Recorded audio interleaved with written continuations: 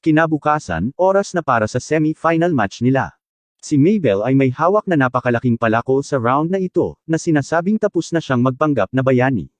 Nasa sabik si Seika na makita ang kanyang tunay na kapangyarihan, ngunit tinawag siya ni Mabel na isang maharlika na brat, at sinabing wala siyang pagkakataon. Nagsimula ang laban, at si Mabel ay nagpapatuloy sa offensiba.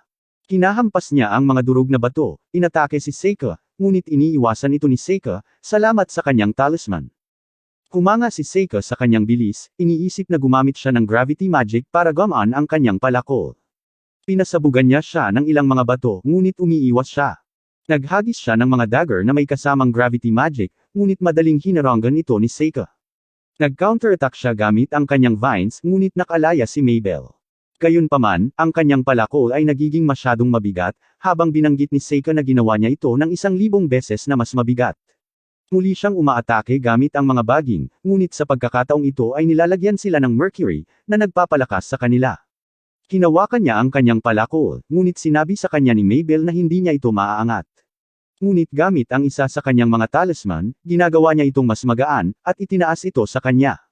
Ang laban ay tinapos, at si Seika ay idineklara na panalo. Pinapanatag siya ni Seika, at sinabihan siyang iwan si Kyle sa kanya. Susunod na ang finals, at pumwesto na ang mga manlalaban. Humingi ng paumanhin si Seika sa pag-abala sa kanilang mga plano, ngunit natutuwa lang si Kyle na buhay pa si Mabel para mapatay niya siya mamaya. Sinubukan ni Seika na mga tuwiran sa kanya, ngunit sinabi ni Kyle sa kanya na isipin ang sarili niyang negosyo. Nagsisimula ang kanilang laban, ngunit bago ma-activate ni Kyle ang kanyang mata, nagpatawag si Seika ng pulang usok na ganap na sumasakop sa field.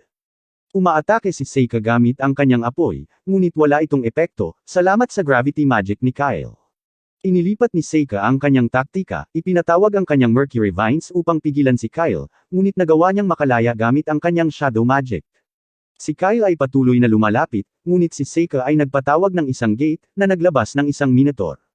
Umaatake si Kyle gamit ang kanyang anino, ngunit wala itong epekto sa halimaw. Kinampas siya ng Minotaur, at iminumungkahi ni Seika na kung nakakaramdam siya ng takot, malamang na hindi siya pipili ng gayong walang ingat na laban. Plano ni Seika na hayaan siyang mabuhay, ngunit bigla siyang dinapuan ng isang sumpa. Itinayo ni Seika ang kanyang barrier upang harangan ang sumpa, at ang mga marka ay nawawala. Gayunpaman, siya ay nakakuha na ng labis na pinsala, at siya ay umuubo ng dugo. Hinawakan siya ni Kyle, at ipinasa ang kanyang huling mensahe para kay Mabel. Inis na natalo siya sa isang sumpa, tumanggi siyang matalo. Inactivate niya ang kanyang teknik, at naghahanda na ibalik si Kyle mula sa mga patay. Nakiusap si Yuki sa kanya na huminto, na nagsasabi na ang pamamaraan ay kukuha